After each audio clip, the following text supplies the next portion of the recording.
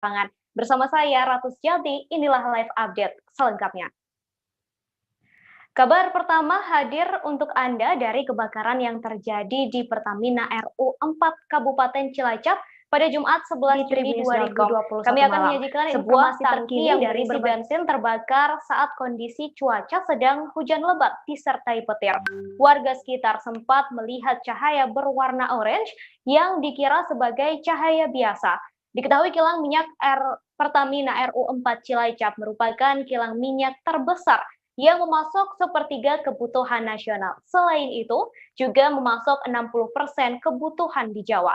Kabarnya hingga pagi tadi asap hitam pekat masih terlihat membumbung tinggi pasca kebakaran. Untuk situasi terkini, saat ini saya sudah terhubung dengan wartawan Tribun Jateng, ada Permata Putra. Sore, Jati. Jati, selamat sore. Ya, selamat sore Ratu. Baik, Jati, bagaimana kondisi yang terjadi di salah satu tangki yang berisi bensin di Pertamina RU 4 Kabupaten Cilacap? Baik, Ratu, dapat saya informasikan bahwa kondisi saat ini kebakaran yang terjadi di tangki bensin tangki Pertamina RU 4 Cilacap yang terjadi pada Jumat pukul 19.45 malam, yaitu saat ini masih terlihat kepulan asap tebal yang membumbung tinggi di sekitaran tangki minyak tersebut. Kemudian dapat diinformasikan bahwa kebakaran tersebut dapat dipadamkan sekitar pukul 20.45 dibantu oleh 50 orang tim pemadam kebakaran dari Pertamina RU 4 Cilacap. Kemudian sebagai informasi Ratu bahwa lokasinya sendiri kebakaran yaitu berada di area 39 tangki nomor 205. Dan kilang Pertamina ini adalah kilang yang terbesar yang memasok sepertiga kebutuhan nasional. Kemudian untuk kondisi terkini memang tadi sempat masih ada kepulan asap tinggi dan ada kilatan api yang masih memancarkan di sekitaran area kilang Pertamina RU 4 Cilacap, Ratu. Baik, kemudian tadi sudah dikatakan ada 50 pemadam kebakaran gitu ya. Upaya apa saja kemudian yang telah dilakukan untuk pemadaman tangki ini? Ya, baik. Jadi untuk upaya pemadaman kebakaran sampai saat ini masih terus dilakukan. Salah satunya yaitu adalah dengan melakukan upaya pendinginan dari tim pemadam kebakaran internal dari Pertamina RU 4 Cilacap.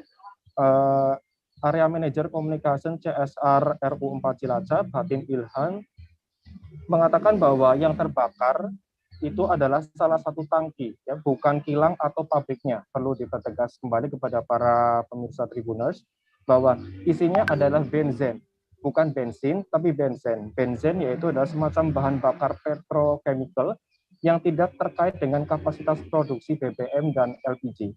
Oleh karena itu, pihaknya meyakinkan bahwa untuk pasokan LPG dan pasokan BBM yang berada di Pertamina RU 4 Cilacap ini dalam kondisi aman dan baik, sehingga tidak terdampak dari peristiwa kebakaran tersebut. Ratu. Baik, berarti tadi bisa disimpulkan bahwa yang terbakar ini bukan ini hanya tangkinya saja ya, jadi bukan Pertaminanya begitu. Untuk penyebab kebakarannya, apakah sudah diketahui, Jati? Ya, untuk penyebab kebakaran tadi Direktur Utama Pertamina Nike Widiawati sempat meninjau secara langsung terkait dengan peristiwa kebakaran yang terjadi di tangki Pertamina RU 4 Cilacap. Pihaknya menyampaikan bahwa sampai saat ini Pertamina masih melakukan penyelidikan terkait dengan penyebab pasti apa yang menjadi faktor utama terjadinya kebakaran. Namun yang menjadi salah satu gambaran bahwa pada waktu terjadi kebakaran, suasana di sekitaran kilang itu memang hujan deras dan disertai dengan petir yang cukup besar. Sehingga kemudian waktu itu kondisinya sangat hujan deras dan terjadilah kebakaran. Direktur Pertamina Nike Widiawati mengatakan bahwa operasional kilang berjalan sebagaimana mestinya, tidak terganggu meskipun tangki dari bensin terbakar. Kemudian tidak ada kendala suplai bensin untuk industri. Seperti itu, Ratu. Untuk korban jiwa dari peristiwa kebakaran ini, apakah ada jadi? Ya, untuk korban jiwa sendiri tidak ada dan sudah dikonfirmasi oleh General Manager RU 4 Cilacap yaitu Joko Pranoto bahwa tidak ada korban jiwa. Kemudian namun untuk kerugian dan seberapa besarnya itu masih belum bisa dipastikan karena dari pihak manajemen Pertamina masih melakukan pendataan terkait dengan kerugiannya. Kemudian yang perlu digarisbawahi bahwa kilang Cilacap ini merupakan satu dari 6 kilang Pertamina yang mempunyai kapasitas pengolahan 270.000 barel per hari, kemudian memiliki 200 tangki yang menampung crude yang diolah menjadi gas serta BBM hasil pengolahan minyak mentah. Seperti itu, Ratu. Baik, terima kasih Jati atas informasinya hari ini. Selamat kembali bertugas. Teman-teman, malam ini saya ditemani oleh Pak Kapolres, saya juga ditemani oleh Pak Wakil Bupati, ditemani juga Pak Dandim, ada juga Pak Dan Lanang. Saya sendiri Hatim Irwan mewakili Pertamina RU 4 Cilacap. Pertama yang mau kita sampaikan adalah bahwa betul tadi sekitar pukul 19.45 terjadi insiden kebakaran di salah satu tangki milik Pertamina RU 4 Cilacap. Saya pastikan ini tangki ya, bukan kilangnya, bukan pabriknya, tapi tangki. Itu pun isinya adalah benzen, bukan tidak terkait dengan produk BBM ataupun LPG. Ini benzen ini adalah produk untuk bahan dasar petrokimia, jadi tidak akan terkait dengan kapasitas ataupun produksi dari BBM dan juga LPG.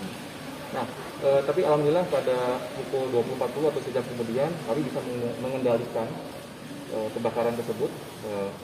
Per saat ini memang kami masih mengendalikan salah satu titik api di daerah Banwol, itu sekitaran tangki. Jadi ini yang kami masih terus lakukan karena memang ada tumpahan dari produk bensin tersebut, masih terus ada titik api. Nah ini kami terus lakukan, termasuk juga kami melakukan pendinginan supaya tidak merembet kepada tempat lain. Kemudian juga di dalam tangki tersebut, sekitaran tangki yang terbakar itu atau di Banwol terbakar, ada beberapa tangki lain. Itu satu area itu ada 7. Nah kami sudah melakukan pengosongan terhadap pumping terhadap tangki-tangki yang sebelumnya ada produknya. Nah tangki ini memang tangki yang di sekitar itu, di situ itu tangki terkecil, kapasitas sekitar 0,5 juta liter, tetapi isinya sekitar 43. Perlu kami jelaskan juga, memang pada saat kejadian 45 cuaca di Cilacap itu khususnya di wilayah sekitar kilang kami memang hujan sangat lebat, kemudian disertai dengan petir yang cukup besar. Kalau ditanya apakah penyebabnya itu, kami masih belum bisa memastikan. Tetapi kalau ditanya mengenai kondisi saat itu, memang seperti itu kejadiannya. Perlu juga kami jelaskan bahwa per saat ini juga kami sudah langsung melakukan upaya-upaya. Alhamdulillah semua didukung dari itu Polres, kemudian dari Pemda, dari TNI juga, kemudian ada juga dari Kodim dan Lananal, semuanya mendukung kami. Kami berada di sini semuanya support. Alhamdulillah, terima kasih dukungannya. Dan mungkin saat ini perlu jika ada. Baik, selanjutnya Tribuners beralih ke Batam. Presiden Jokowi baru saja menandatangani penyerahan peraturan pemerintah tentang kawasan ekonomi khusus atau KEK untuk Kota Batam. Hal tersebut disampaikan langsung oleh Menteri Koordinator Bidang Perekonomian Indonesia, Erlangga Hartarto, saat berkunjung ke Batam Aeroteknik. Penetapan KEK tersebut dinilai sangat strategis dan diharapkan bisa menarik investasi baik dari dalam maupun dari luar. Batam Aeroteknik ini dikabarkan telah menyerap tenaga kerja sebanyak 6.000 dan investasinya mencapai 7,2 triliun rupiah. Untuk mengetahui informasi lengkapnya soal kunjungan kerja Menko Perekonomian, sudah ada Argianto Nugroho yang tersambung bersama kami. Halo, selamat sore, Argianto. Sore Ratu. Baik, Argianto, siapa saja yang menemani kedatangan Erlangga Hartarto hari ini? Oke. Sekitar pukul 10 pagi, Menteri Koordinator Perekonomian Airlangga Hartanto tiba di Kota Batam melalui Bandara Hang Nadiem. Di dalam kunjungan menuju Kota Batam, Airlangga Hartanto didampingi dengan Menteri Perindustrian Bapak Agus Gumiwang Sasmita. Setelah tiba di Batam, Menteri Koordinator Perekonomian Airlangga Hartanto bersama Menteri Perindustrian langsung menuju Batam Aeroteknik. Di Batam Aeroteknik sendiri, Menteri Koordinator Airlangga Hartanto menyerahkan peresmian Batam Aeroteknik sebagai kawasan ekonomi khusus, di mana penyerahan Batam Aeroteknik sebagai kawasan ekonomi khusus ini diharapkan mampu meningkatkan pertumbuhan ekonomi, terutama bagi iklim investasi, di mana di masa pandemi ini perekonomiannya yang masih menurun. Mungkin Ratu. Baik, kemudian Argianto, untuk agenda dari Airlangga Hartarto hari ini, selain peresmian dan juga menyerahkan KEK, apa saja yang dilakukan di Batam Aeroteknik? Di Batam sendiri ada sekitar 5 lokasi yang dikunjungi oleh Menteri Koordinator Perekonomian, menetapkan Batam Aeroteknik sebagai kawasan ekonomi khusus. Satu lokasi di Nongsa Digital Park juga menjadi kawasan ekonomi khusus oleh Menteri Airlangga Hartanto. Setelah berkunjung di NDP, Menteri Koordinator langsung meninjau proses vaksinasi pekerja yang berada di 3 lokasi perusahaan, diantaranya di kawasan industri Batamindo, yang kedua adalah di kawasan industri Panbil, tepatnya di PT Philip, dan yang terakhir adalah di PT Satnusa Persada. Di Batamindo sendiri, Airlangga Hartanto melihat antusias pekerja di Batam untuk mengikuti program vaksinasi cukup mendapat respon yang baik dari Menteri Perekonomian, di mana saat ini sudah terdapat 6.000 pekerja yang sudah dilakukan, pekerja industri yang sudah dilakukan vaksinasi, yang sudah mengikuti program vaksinasi. Sedangkan beberapa waktu lalu juga 10.000 pekerja pariwisata sudah dilakukan vaksinasi. Jadi saat ini giliran pekerja di kawasan-kawasan industri yang ada di Kota Batam mengikuti program vaksinasi. Setelah setelah meninjau proses vaksinasi bagi pekerja industri di Kota Batam, Airlangga Hartanto sekitar pukul jam 4 sore tadi meninggalkan Kota Batam melalui Bandara Hang Nadiem. Demikian, Ratu. Baik, terima kasih Argianto atas laporannya hari ini.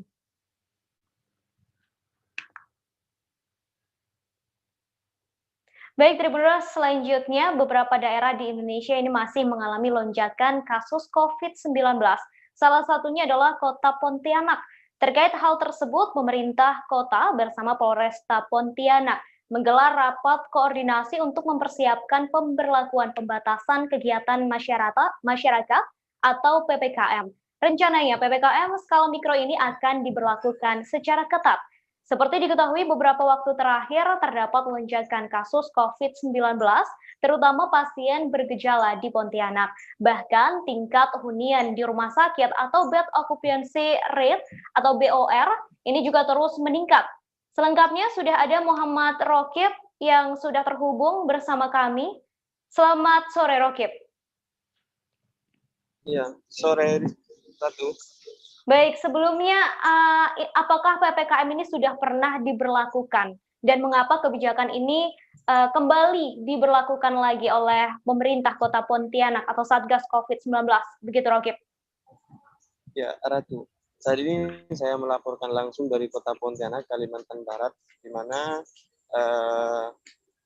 pada saat ini, bulan Juni 2021 ini, pemerintah Kota Pontianak atau Satgas COVID-19 Kota Pontianak kembali akan memberlakukan pembatasan kegiatan masyarakat secara ketat, di mana sebelumnya PPKM skala mikro ini memang pernah diberlakukan di Kota Pontianak pada bulan Ramadan kemarin, karena hal tersebut dikarenakan kasus COVID-19 Kota Pontianak meningkat. Nah, sampai saat ini selama 5 hari ini sampai Senin 14 Juni 2021 ini Satgas COVID Kota Pontianak melakukan sosialisasi tentang akan diberlakukannya PPKM secara ketat selama 14 hari ke depan, yakni dimulai pada Senin 14 Juni 2021 sampai 27 Juni 2021. Nah, Ratu, perlu diketahui bahwa kebijakan ini diambil atas instruksi dari Mendagri nomor 10 tentang perpanjangan pemberlakuan kegiatan masyarakat berskala mikro dan juga Pergub nomor 47 tahun 2021 tentang penerapan disiplin dan penegakan hukum terhadap protokol kesehatan COVID-19 di Kota Pontianak. Nah, sampai saat ini Wali Kota Pontianak atau Kedua Satgas COVID-19 Kota Pontianak sudah mengeluarkan surat edaran nomor 445 tentang pemberlakuan pembatasan kegiatan masyarakat secara ketat yang akan dimulai pada Senin 14 Juni 2021 nantinya, di mana pada PPKM secara ketat ini sebenarnya tidak jauh berbeda dengan pemberlakuan PPKM secara mikro sebelumnya. Hanya saja Satgas COVID-19 Kota Pontianak akan lebih mempertegas mulai dari penerapan protokol kesehatan COVID-19 dan sanksi bagi pelanggar protokol kesehatan COVID-19. Ratu.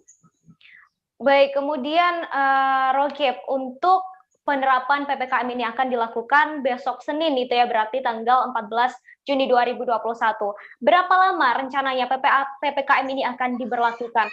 Kemudian penerapannya sendiri seperti apa dan apa saja yang dilarang? Apakah masih sama atau ada penambahan begitu? Ya, Ratu.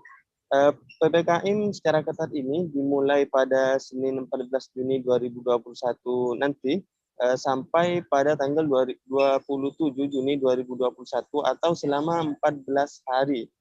Nah, untuk penerapan nantinya teknis di lapangan, Satgas COVID-19 Kota Pontianak akan lebih memperketat melakukan pengawasan terhadap protokol kesehatan COVID-19 kepada masyarakat secara umum maupun tempat-tempat usaha yang ada di Kota Pontianak, baik pusat perbelanjaan mall maupun warung kopi yang ada di Kota Pontianak, di mana untuk tempat-tempat usaha yang ada di Kota Pontianak seperti warung kopi, mall, dan pusat perbelanjaan lainnya itu dibatasi sampai jam 9 malam saja. Kemudian bagi tempat-tempat yang melanggar atau melebihi dari waktu yang telah ditentukan itu, Satgas COVID-19 akan memberikan sanksi berupa pemberhentian aktivitas sementara waktu dan bisa kembali beraktivitas jika sudah ada surat tertulis dari Satgas COVID-19 Kota Pontianak. Seperti itu, Ratu. Baik, apa ada sanksi lain untuk individu begitu yang melanggar protokol kesehatan, Rogib? Ya, berdasarkan Perwa nomor 58 tahun 2020 tentang penerapan protokol kesehatan COVID-19, bahwa bagi sanksi untuk perorangan itu mulai dari sanksi teguran, jika memang ditemukan berulang kali nanti akan ada penahanan seperti kartu identitas berupa KTP. Jika memang masih membandel, Satgas COVID-19 juga akan ada sanksi denda sebesar Rp200.000. Kemudian untuk tempat usaha, dalam surat edaran itu juga ada sanksi denda, mulai dari pertama itu mulai diberlakukan teguran, sanksi teguran, kemudian jika ditemukan sampai 3 kali berturut-turut masih berulang kali menimbulkan kerumunan, akan dikenakan sanksi denda Rp1 juta. Seperti itu, Ratu. Baik, terima kasih Rokib atas informasinya hari ini. Baik Tribuners, setelah ini kami akan kembali lagi dengan informasi langsung lainnya, tetap di Live Update. Oke, apa kabar Bang Aris di sini untuk strateginya?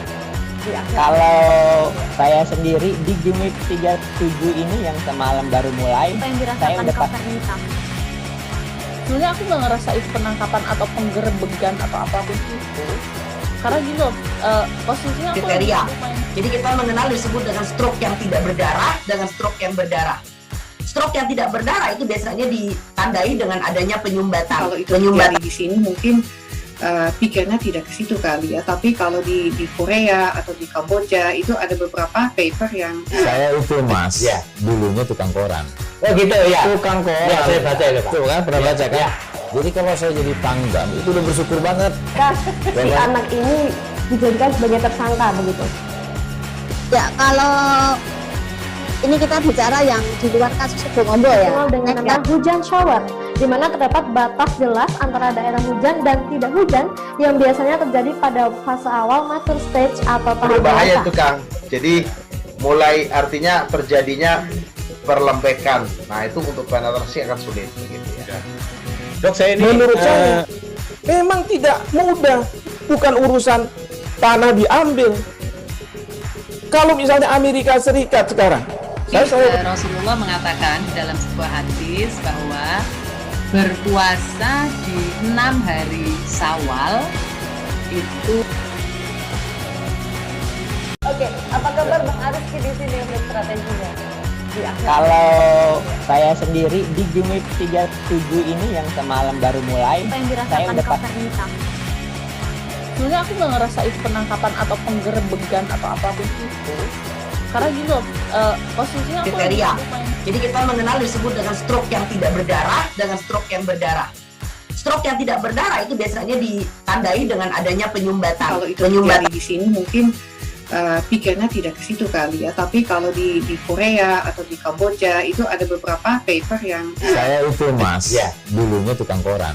Oh gitu ya. Tukang koran. Ya, saya baca itu Pak. Tuh kan pernah baca kan? Ya. Jadi kalau saya jadi pangdam itu udah bersyukur banget. Si anak ini dijadikan sebagai tersangka begitu. Ya kalau ini kita bicara yang di luar kasus Bongombo ya. Dengan nama hujan shower, di mana terdapat batas jelas antara daerah hujan dan tidak hujan yang biasanya terjadi pada fase awal mature stage atau tahap berbahaya itu Kang. Jadi mulai artinya terjadinya perlembekan. Nah itu untuk penetrasi akan sulit gitu ya. Dok, saya ini menurut saya memang tidak mudah, bukan urusan tanah diambil. Kalau misalnya Amerika Serikat sekarang, Rasulullah mengatakan dalam sebuah hadis bahwa berpuasa di 6 hari Syawal itu. Oke, apa kabar Bang Ariski di sini untuk strateginya? Kalau saya sendiri di Jumit 37 ini yang semalam baru mulai, saya udah pas. Sebenarnya aku nggak ngerasa itu penangkapan atau penggerebegan atau apapun itu. Karena gini loh, posisinya aku kriteria. Jadi kita mengenal disebut dengan stroke yang tidak berdarah dengan stroke yang berdarah. Stroke yang tidak berdarah itu biasanya ditandai dengan adanya penyumbatan. Kalau itu terjadi di sini mungkin pikirnya tidak ke situ kali ya. Tapi kalau di Korea atau di Kamboja itu ada beberapa paper yang saya itu mas, ya dulunya tukang koran. Oh gitu ya. Tukang koran. Ya, saya baca itu Pak. Tuh kan pernah baca kan? Ya. Jadi kalau saya jadi pangdam itu udah bersyukur banget. Si anak ini dijadikan sebagai tersangka begitu. Ya kalau ini kita bicara yang di luar kasus Bongombo ya. Dengan nama hujan shower, di mana terdapat batas jelas antara daerah hujan dan tidak hujan yang biasanya terjadi pada fase awal mature stage atau tahap berbahaya itu Kang. Jadi mulai artinya terjadinya perlembekan. Nah itu untuk penetrasi akan sulit gitu ya. Dok, saya ini menurut saya memang tidak mudah, bukan urusan tanah diambil. Kalau misalnya Amerika Serikat sekarang, Rasulullah mengatakan dalam sebuah hadis bahwa berpuasa di 6 hari Syawal itu. Oke, apa kabar Bang Ariski di sini untuk strateginya? Kalau saya sendiri di Jumit 37 ini yang semalam baru mulai, saya udah pas. Sebenarnya aku nggak ngerasa itu penangkapan atau penggerebegan atau apapun itu. Karena gini loh, posisinya aku kriteria. Jadi kita mengenal disebut dengan stroke yang tidak berdarah dengan stroke yang berdarah. Stroke yang tidak berdarah itu biasanya ditandai dengan adanya penyumbatan. Kalau itu terjadi di sini mungkin pikirnya tidak ke situ kali ya. Tapi kalau di Korea atau di Kamboja itu ada beberapa paper yang saya itu Mas, dulunya tukang koran. Oh gitu ya. Tukang koran. Ya, saya baca itu Pak. Tuh kan pernah baca kan? Ya. Jadi kalau saya jadi pangdam itu udah bersyukur banget. Si anak ini dijadikan sebagai tersangka begitu. Ya kalau ini kita bicara yang di luar kasus Bongombo ya. Dengan nama hujan shower, di mana terdapat batas jelas antara daerah hujan dan tidak hujan yang biasanya terjadi pada fase awal mature stage. Terima kasih Tribuners, Anda masih di live update. Beberapa waktu lalu diberitakan seorang wanita yang bekerja sebagai sopir taksi online ditemukan tewas di Aceh Utara. Sopir taksi online tersebut bernama Choi Yat Hau, 58 tahun, ditemukan tewas di jurang di kawasan Gunung Salak, Desa Alue 2, Kecamatan Nisam Antara, Aceh Utara. Kasus tersebut kini menemui titik terang. Kepolisian daerah atau Polda Aceh ini berhasil menangkap satu terduga pelaku pembunuhan. Satu terduga pelaku tersebut ditangkap di Masjid Sulumum Aceh Besar pada Rabu 8 Juni 2021. Terduga pelaku yang ditangkap tersebut berinisial MY dan kini sudah berada di kantor polisi untuk dilakukan pemeriksaan secara intensif. Meski begitu, pihak kepolisian kini masih memburu pelaku lain karena setelah dilakukan penyelidikan ternyata pelaku pembunuhan driver taksi online di Gunung Salak ini lebih dari satu orang. Untuk informasi lengkapnya sudah terhubung dengan jurnalis Tribun Medan, ada Goklas di sana. Halo, selamat sore Goklas. Ya, selamat sore Ratu. Baik, Goklas, apakah sudah ada perkembangan dari kepolisian soal pelaku lain dari kasus ini? Nah, sampai saat ini keterangan dari Kepala Divisi Humas Polda Aceh, Kombes Pol Winardi, itu menerangkan masih satu tersangka yang berhasil ditangkap yakni MYS ya, dan memang berdasarkan keterangan dari MYS tersebut mereka itu melakukan aksinya untuk membunuh supir taksi online tersebut bersama dua temannya. Dan memang sampai saat ini keterangan yang sudah didapat dari tersangka yakni MYS tersebut, dia menjelaskan bahwa MYS itu pada saat pertama kali berjumpa dengan supir taksi online tersebut, dia mengaku baru pulang dari Malaysia, baru kemudian meminta untuk diantarkan ke Langsa dari Kota Medan.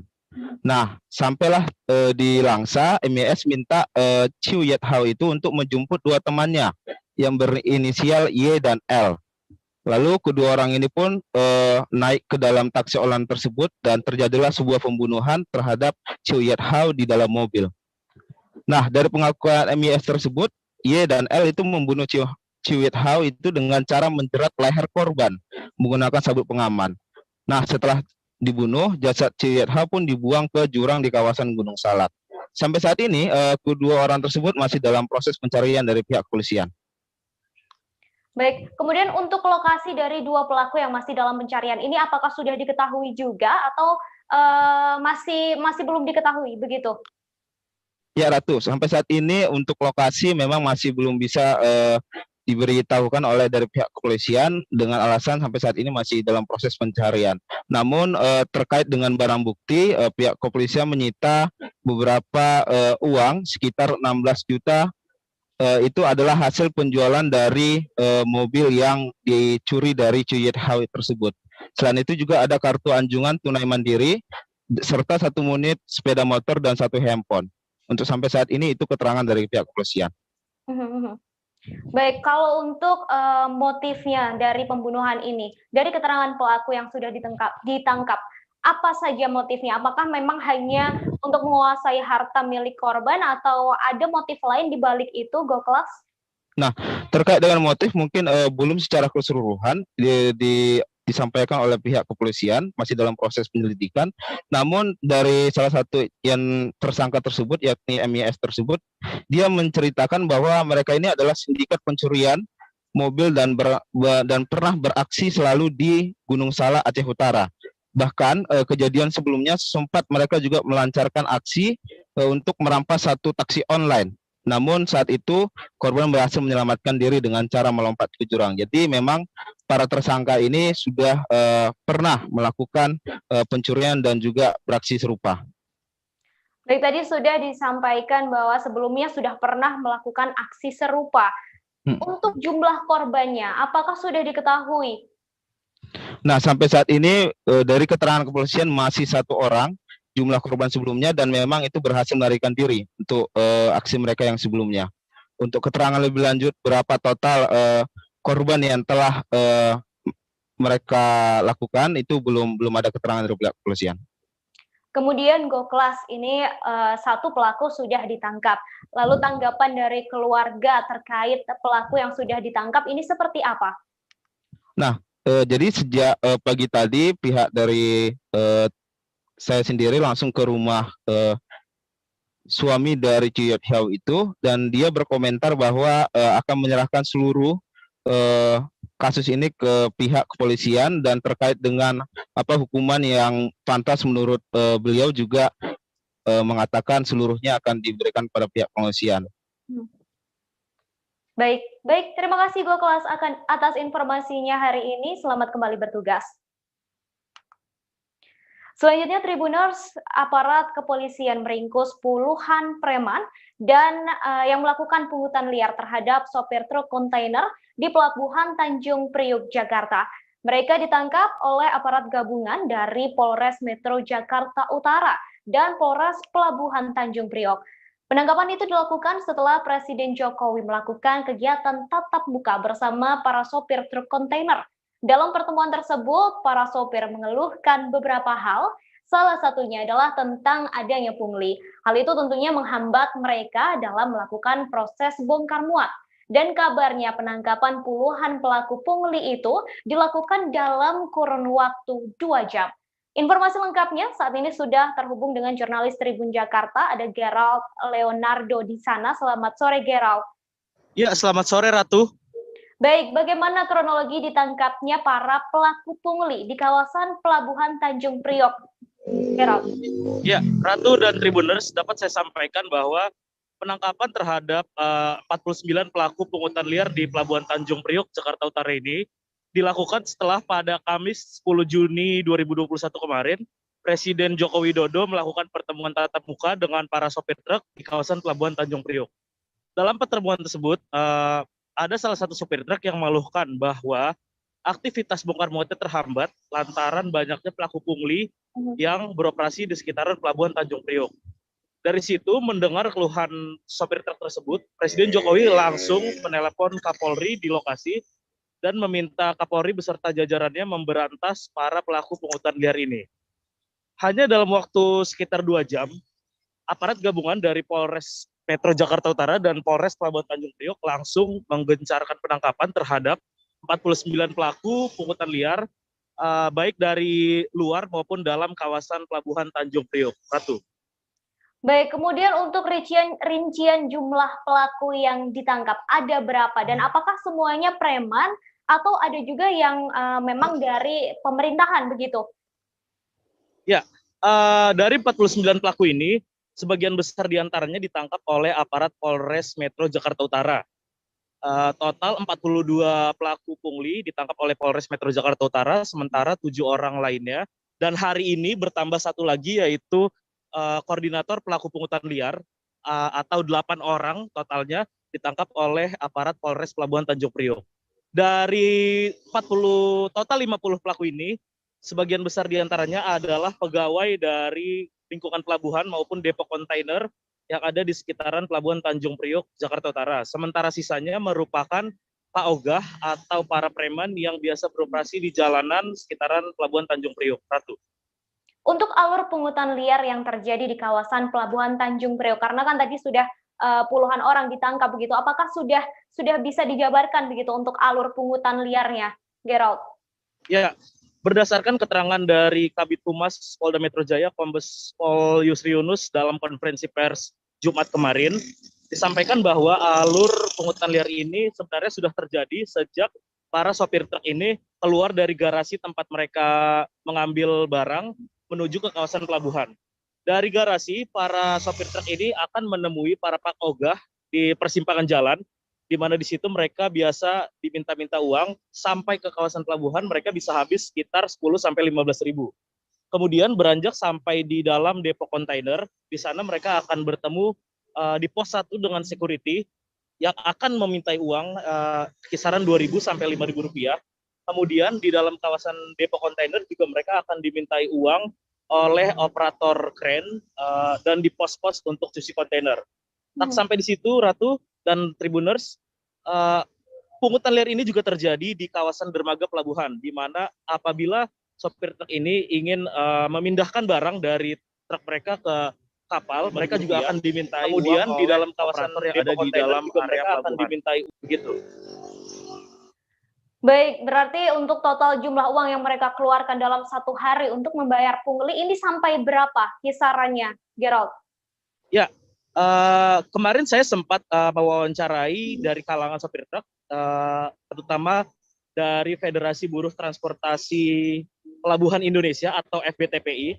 Nah, FBTPI ini telah menghitung bahwa selama ini setiap harinya di Pelabuhan Tanjung Priok ada sekitar 12.000 kendaraan angkut barang yang beroperasi dalam kurun waktu 24 jam setiap harinya. Nah, dari satu sopir truk itu mereka bisa mengeluarkan uang sebesar 45.000 dalam sekali perjalanan untuk mengantarkan barang. Apabila ditotal dalam sehari 12.000 kendaraan dikali 45.000 itu dalam sehari bisa mencapai 540 juta uang yang dibayarkan para sopir truk ini kepada para pelaku pungutan liar. Apabila dikalikan sebulan dengan tadi perkalian 12.000 unit dikali 45.000 dikali sebulan, total uang yang dibayarkan para sopir truk ini kepada para pelaku pungutan liar di sekitaran Pelabuhan Tanjung Priok mencapai 16,2 miliar rupiah dalam 1 bulan, Ratu. Jumlahnya cukup fantastis, Gerald. Kemudian setelah para pelaku pungli ini ditangkap, bagaimana situasi terkini di kawasan Pelabuhan Tanjung Priok? Ya. Halo, Gerald? Halo, Gerald? Baik, Tribuners sepertinya. Oke. Halo, Gerald? Baik, Tribuners sepertinya ada kesalahan jaringan, gangguan jaringan. Baik, kita langsung ke informasi selanjutnya. Ini, baik. Halo, Gerald? Baik, kita langsung ke informasi selanjutnya. Ini ada longsor yang terjadi di turap anak kali Pesanggerahan hingga menutup aliran kali. Longsor ini menimpa 3 rumah dan mengakibatkan 2 orang luka-luka. 2 orang tersebut dikabarkan merupakan sepasang kekasih yang akan melakukan pernikahan. Selain 2 orang luka-luka, longsor juga mengakibatkan perumahan Nerada Estate Blok A Cipayung, Ciputat Timur, Kota Tangerang Selatan ini terendam banjir sejak Jumat 11 Juni 2021 setinggi 1 meter. Untuk informasi lebih lengkapnya terkait peristiwa ini, sudah ada Rizky Amana yang akan memberikan informasinya. Rizky. Iya, selamat sore Ratu. Ya, selamat sore Rizky. Bisa dijelaskan seperti apa kronologi peristiwa tersebut? Baik, saya bisa informasikan bahwa terjadinya longsoran turap anak kali Pesanggerahan yang menjadi pembatas perumahan Gria Satwika Telkom di kawasan Pisangan Ciputat Timur. Lalu turap tersebut longsor setelah hujan disertai petir yang deras melanda kawasan Kota Tangerang Selatan pada Jumat sore. Pasca Isya, turap tersebut runtuh dan menutup aliran kali anak kali Pesanggerahan hingga meluap ke perumahan Nerada Estate yang berada di Cipayung, Ciputat. Nah, untuk informasi, semalam luapan air cukup deras hingga mencapai 1 meter atau sepinggang dari orang dewasa, dan warga bersama petugas gabungan mencoba mengalihkan aliran air agar banjir tidak setinggi 1 meter dan membobol tembok pembatas di jarak 300 meter dari peristiwa yang longsor tersebut. Seperti itu, Ratu. Baik, kemudian Rizky, ada berapa warga yang terdampak dan jumlah korbannya? Untuk warga terdampak di sini yang tepatnya di Blok A10 itu terdapat puluhan warga yang langsung bersinggungan dengan bibir atau garis sepadan anak kali Pesanggerahan, sedangkan di sebelah terdapat kompleks Cipayung Mas yang juga terdampak. Bisa terhitung ratusan warga terpaksa mengungsi, namun tidak meninggalkan kediamannya, hanya aktivitasnya yang tersendat karena banjir yang menutup jalan utama dari warga. Kendaraan-kendaraan terlihat sudah dibawa ke tempat lebih tinggi oleh warga karena takutnya air akan menyusul mengingat hujan yang masih terus melanda di wilayah Kota Tangerang Selatan. Seperti itu, Ratu. Untuk jumlah korban luka begitu, Rizky, apakah ada, tadi disampaikan ada 2 ya yang menjadi korban dalam peristiwa ini. Seperti apa kondisinya sekarang? Untuk korban luka sendiri, saya tadi sempat berbicara dengan keluarga korban. Terdapat 4 korban, diantaranya sepasang kekasih lelaki dan wanita, lalu ibu dan anak. Tetapi yang mengalami kondisi cukup parah atau harus menjalani perawatan medis itu atas nama John M. Simbolon, berusia 30 tahun, dan kekasihnya Reta 24. Korban tepat berada di kediamannya, tepat berada di belakang longsoran tersebut dan tertimpa, sehingga korban saat itu sedang berada di ruang TV dan tertimpa reruntuhan dari material longsoran tersebut. Korban untuk John sendiri mengalami luka sobek di bagian kepala, sedangkan si Reta sendiri mengalami luka sobek di bagian paha dan terjepit oleh material.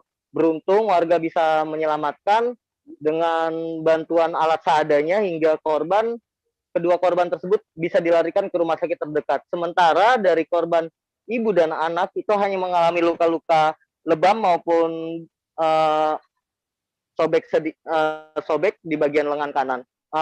Sementara 2 korban si ibu dan anak ini sedang dievakuasi di rumah sanak keluarganya, namun terkendala untuk dilarikan ke rumah sakit karena si korban mengalami trauma terkait insiden longsor turap anak kali Pesanggerahan ini. Seperti itu, Ratu.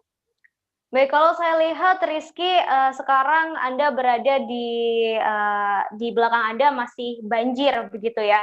Bisa dijelaskan kondisi lokasi pasca longsor dan sekarang banjirnya seperti apa, setinggi apa?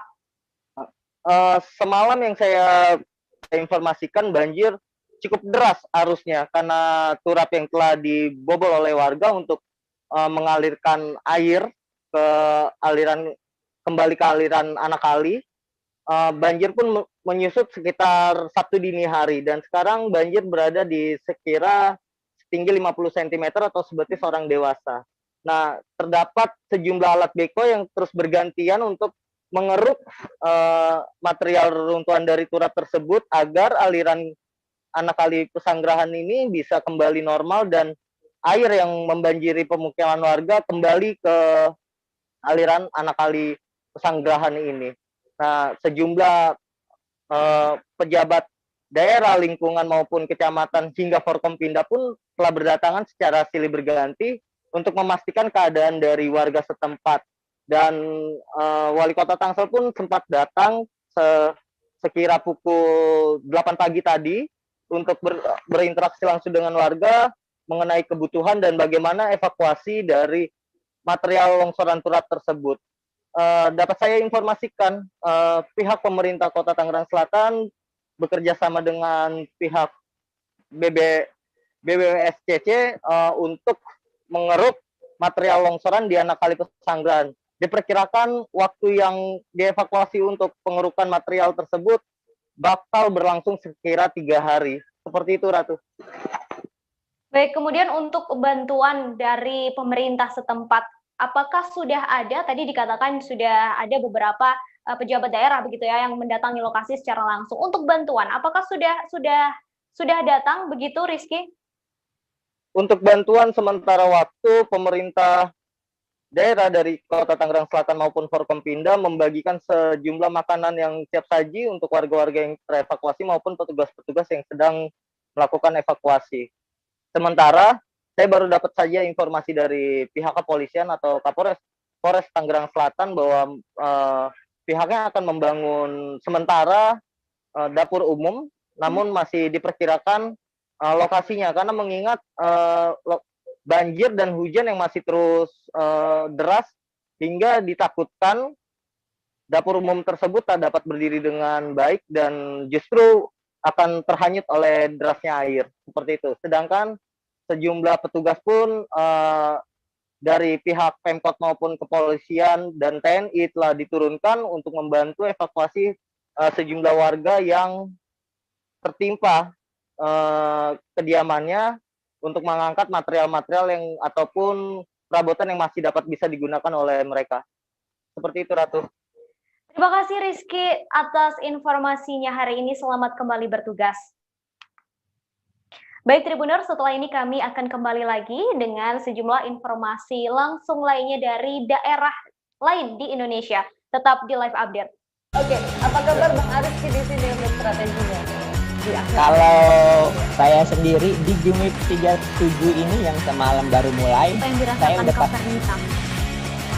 sebenarnya aku nggak ngerasa itu penangkapan atau penggerebegan atau apapun itu, karena gitu posisinya aku kriteria. Jadi kita mengenal disebut dengan stroke yang tidak berdarah dengan stroke yang berdarah. Stroke yang tidak berdarah itu biasanya ditandai dengan adanya penyumbatan. Kalau itu terjadi di sini mungkin pikirnya tidak ke situ kali ya, tapi kalau di Korea atau di Kamboja itu ada beberapa paper yang saya itu Mas, ya, dulunya tukang koran. Oh gitu ya. Tukang koran. Ya, saya baca itu Pak. Tuh kan, pernah baca kan? Ya. Jadi kalau saya jadi pangdam itu udah bersyukur banget. Si anak ini dijadikan sebagai tersangka begitu. Ya, kalau ini kita bicara yang di luar kasus Sebongombo ya. Dengan nama hujan shower, di mana terdapat batas jelas antara daerah hujan dan tidak hujan yang biasanya terjadi pada fase awal mature stage atau tahap berbahaya dewasa. itu Kang. Jadi mulai artinya terjadinya perlembekan. Nah itu untuk penetrasi akan sulit. Gitu ya. Dok, saya ini menurut saya memang tidak mudah, bukan urusan tanah diambil. Kalau misalnya Amerika Serikat sekarang, Rasulullah mengatakan dalam sebuah hadis bahwa berpuasa di 6 hari Syawal itu. Oke, apa kabar Bang Ariski di sini untuk strateginya? Kalau saya sendiri di Jumip 37 ini yang semalam baru mulai, saya udah sebenarnya aku nggak ngerasa itu penangkapan atau penggerebegan atau apapun itu, karena gitu posisinya aku kriteria. Jadi kita mengenal disebut dengan stroke yang tidak berdarah dengan stroke yang berdarah. Stroke yang tidak berdarah itu biasanya ditandai dengan adanya penyumbatan. Kalau itu terjadi di sini mungkin pikirnya tidak ke situ kali ya, tapi kalau di Korea atau di Kamboja itu ada beberapa paper yang saya itu Mas, ya, dulunya tukang koran. Oh gitu ya. Tukang koran. Ya, saya baca itu Pak. Tuh kan, pernah baca kan? Ya. Jadi kalau saya jadi pangdam itu udah bersyukur banget. Si anak ini dijadikan sebagai tersangka begitu. Ya, kalau ini kita bicara yang di luar kasus Sebongombo ya. Dengan nama hujan shower, di mana terdapat batas jelas antara daerah hujan dan tidak hujan yang biasanya terjadi pada fase awal mature stage atau tahap berbahaya dewasa. itu Kang. Jadi mulai artinya terjadinya perlembekan. Nah itu untuk penetrasi akan sulit. Gitu ya. Dok, saya ini menurut saya memang tidak mudah, bukan urusan tanah diambil. Kalau misalnya Amerika Serikat sekarang, Rasulullah mengatakan dalam sebuah hadis bahwa berpuasa di 6 hari Syawal itu. Oke, apa kabar Bang Ariski di sini untuk strateginya? Kalau saya sendiri di Jumip 37 ini yang semalam baru mulai, saya udah sebenarnya aku nggak ngerasa itu penangkapan atau penggerebegan atau apapun itu, karena gitu posisinya aku kriteria. Jadi kita mengenal disebut dengan stroke yang tidak berdarah dengan stroke yang berdarah. Stroke yang tidak berdarah itu biasanya ditandai dengan adanya penyumbatan. Kalau itu terjadi di sini mungkin pikirnya tidak ke situ kali ya. Tapi kalau di Korea atau di Kamboja itu ada beberapa paper yang saya itu mas, ya, dulunya tukang koran. Oh gitu ya. Tukang koran. Ya, saya baca itu Pak. Tuh kan pernah baca kan? Ya. Jadi kalau saya jadi pangdam itu udah bersyukur banget. Si anak ini dijadikan sebagai tersangka begitu. Ya kalau ini kita bicara yang di luar kasus Sebongombo ya. Dengan nama hujan shower, di mana terdapat batas jelas antara daerah hujan dan tidak hujan yang biasanya terjadi pada fase awal mature stage atau tahap berbahaya dewasa. itu Kang. Jadi mulai artinya terjadinya perlembekan. Nah itu untuk penetrasi akan sulit gitu ya. Dok saya ini Menurut saya memang tidak mudah, bukan urusan tanah diambil. Kalau misalnya Amerika Serikat sekarang, Rasulullah mengatakan dalam sebuah hadis bahwa berpuasa di 6 hari Syawal itu. Oke, apa kabar Bang Ariski di sini untuk strateginya? Kalau saya sendiri di Jumit 37 ini yang semalam baru mulai, saya udah pasti. Sebenarnya aku nggak ngerasa itu penangkapan atau penggerebegan atau apapun itu. Karena gini loh, posisinya aku kriteria. Jadi kita mengenal disebut dengan stroke yang tidak berdarah dengan stroke yang berdarah. Stroke yang tidak berdarah itu biasanya ditandai dengan adanya penyumbatan. Kalau itu terjadi di sini mungkin pikirnya tidak ke situ kali ya. Tapi kalau di Korea atau di Kamboja itu ada beberapa paper yang saya itu mas, ya, dulunya tukang koran. Oh gitu ya. Tukang koran. Ya, saya baca itu Pak. Tuh kan pernah baca kan? Ya. Jadi kalau saya jadi pangdam itu udah bersyukur banget. Si anak ini dijadikan sebagai tersangka begitu. Ya kalau ini kita bicara yang di luar kasus Sebongombo ya. Dengan nama hujan shower, di mana terdapat batas jelas antara daerah hujan dan tidak hujan yang biasanya terjadi pada fase awal mature stage atau tahap berbahaya dewasa. itu Kang. Jadi mulai artinya terjadinya perlembekan. Nah itu untuk penetrasi akan sulit gitu ya. Dok saya ini menurut saya Anda masih di live update Tribuners, masih bersama saya Ratu Sejati. Kabar selanjutnya dari Pekanbaru Tribuners. Akhir pekan ini menjadi waktu yang tepat untuk menghabiskan waktu bersama keluarga dan orang terkasih. Berkuda menjadi salah satu pilihan. Nah, jika biasanya latihan berkuda dan memanah ini berada jauh dari kota, kini di Pekanbaru telah ada latihan berkuda dan memanah bagi pemula. Tempatnya pun sangat strategis, terletak di Jalan Soekarno-Hatta, tepatnya di Kebun Jati, seberang pusat perbelanjaan Mall SKA Pekanbaru. Tempat latihan memanah dan berkuda ini bernama Horsepower. Tak hanya itu, lapangan dan pelatih pun sudah sesuai dengan standar internasional. Untuk melihat seperti apa keseruannya, saya sudah terhubung dengan Alexander di sana. Halo, selamat sore, Alexander. Halo, selamat sore, Mbak. Ya. Baik. Bisa diceritakan sejak kapan Horsepower ini beroperasi dan kenapa memilih lokasinya ada di tengah kota? Oke, baik. Terima kasih, Mbak. Horsepower sendiri beroperasi mulai sejak awal tahun 2020 lalu. Jadi sejak sebelum pandemi masuk ke Pekanbaru, nah itu telah dibuka Horsepower, memang khusus dibuat sebagai tempat rekreasi bagi masyarakat, baik itu bagi pemula dan juga baik bagi yang profesional. Nah, mengapa memilih tempat di kota? Halo? Halo, Alex? Halo, Alex. Baik. Tribuner, sepertinya kami mengalami gangguan jaringan lagi. Untuk itu, kita tunggu beberapa saat lagi, Tribuners. Halo, Alex? Baik. Baik, Alex. Tadi sempat terputus jaringannya. Bisa diceritakan kembali kenapa memilih Horsepower ini memilih lokasi di tengah kota? Halo. Baik, terima kasih, Mbak. Mengapa memilih di tengah kota?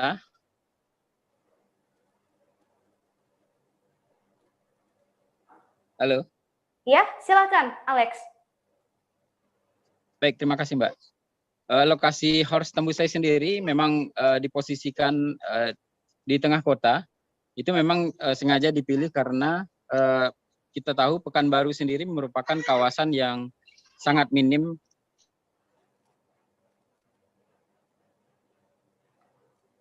Halo?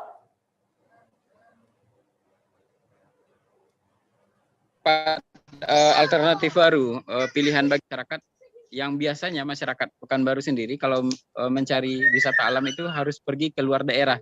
Nah, dengan adanya Horst Tembusai di tengah kota, ini menjadi alternatif bagi masyarakat untuk menghabiskan akhir pekan dan libur bersama di sana. Demikian, Mbak. Karena memang masih jarang begitu ya lokasi liburan yang berada di tengah kota Pekanbaru begitu. Ya. Lalu Alex, untuk jumlah kuda yang ada di sana ada berapa ekor dan jenisnya apa saja? Apakah termasuk kuda pacu juga ada di lokasi itu? Iya, untuk kuda sendiri di sini ada 13 ekor, Mbak. Nah, separuh diantaranya itu merupakan kuda pacu dan separuhnya lagi bisa dijadikan sebagai tempat latihan bagi para pemula.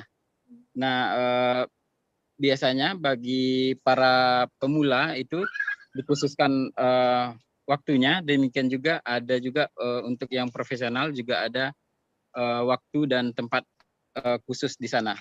Demikian, Mbak. Baik, kemudian untuk tadi sudah disampaikan bahwa pemula bisa datang, yang profesional juga bisa datang. Untuk jam operasional buka dan tutup, kemudian tarif untuk berkuda berapa dan apakah juga menyediakan private belajar berkuda juga, Alex? Ya, untuk jam buka sendiri biasanya Horst Tembusai ini dimulai jam 7 pagi sampai sore hari sebelum pukul 6. Tapi memang khusus hari Senin di tempat ini selalu tutup, mau setiap Senin tutup sekali seminggu. Dan untuk privat memang di sini memang disediakan juga untuk privat bagi masyarakat yang ingin serius belajar menjadi profesional. Demikian, Mbak. Selain berkuda dan memanah, ada fasilitas lainnya kah di horsepower ini? Ada. Di sini juga ada tempat untuk area bersepeda, ada jalur khusus yang dibuat oleh pengelola di sana sehingga bagi para masyarakat yang ingin bersepeda bisa belajar di sana, bersepeda di sana, dan tidak hanya untuk dewasa tapi juga untuk anak-anak juga disediakan jalurnya. Demikian, Mbak. Baik, terima kasih Alex untuk informasinya hari ini, dan mungkin untuk Anda yang berada di Pekanbaru ini bisa menjadi salah satu lokasi pilihan untuk berlibur bersama keluarga dan juga orang-orang terkasih. Tapi tetap harus mengingat protokol kesehatan ya, Tribuners. Baik, terima kasih Alex. Informasi tadi sekaligus menutup perjumpaan kita dalam program Live Update hari ini. Terus saksikan tribunnews.com untuk mendapatkan informasi terbaru lainnya. Saya Ratu Sujati beserta kru yang bertugas pamit undur diri. Terima kasih dan sampai jumpa. Jangan lupa like, subscribe, dan share ya.